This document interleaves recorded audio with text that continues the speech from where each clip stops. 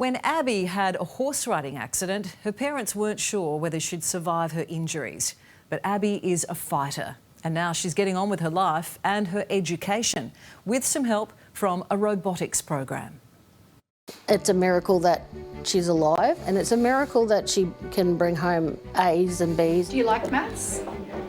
I love it. The robot actually stands in for that student when they can't physically attend. How many hours, probably? Yep. It's just like I'm talking to them in 3D form, so it's pretty much just the same like if I was at school. Abby Sweeper had a promising future as a talented young equestrian competitor.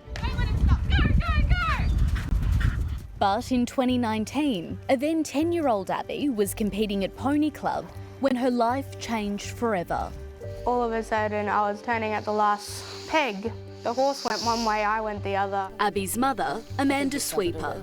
I was first to get to her, and I could see that she was absolutely non-responsive and very glazed in her eyes. The freak horse riding accident caused severe damage to Abby's spinal cord where it attaches to the brain.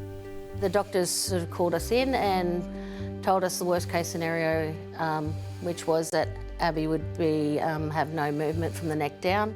For almost a year, the hospital became home for Abby, cutting her off from school and friends. I was missing learning, and I just wanted to learn more. Abby was always quite gifted academically, so I knew how important that was for her.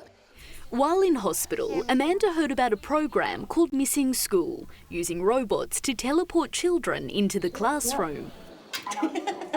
The telepresence robots stand in the classrooms of kids who can't be there physically, so those kids can dial in from wherever they are. We've connected over 5,700 classmates through 196 robots.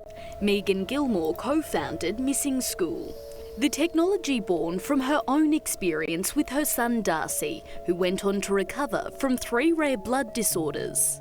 I don't need to tell any family out there, any mother out there, how hard that was to watch what happened to him as a person socially, to have him separated from his school community and his friends. It makes a tremendous difference to these kids in their toughest times. Now in Year 9, Abby's been using the robot to attend high school at Sophia College, west of Brisbane. Do you do your homework?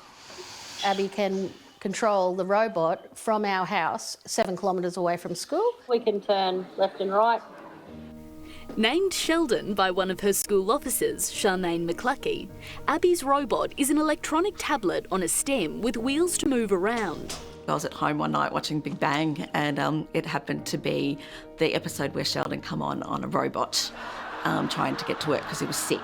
Greetings, friends.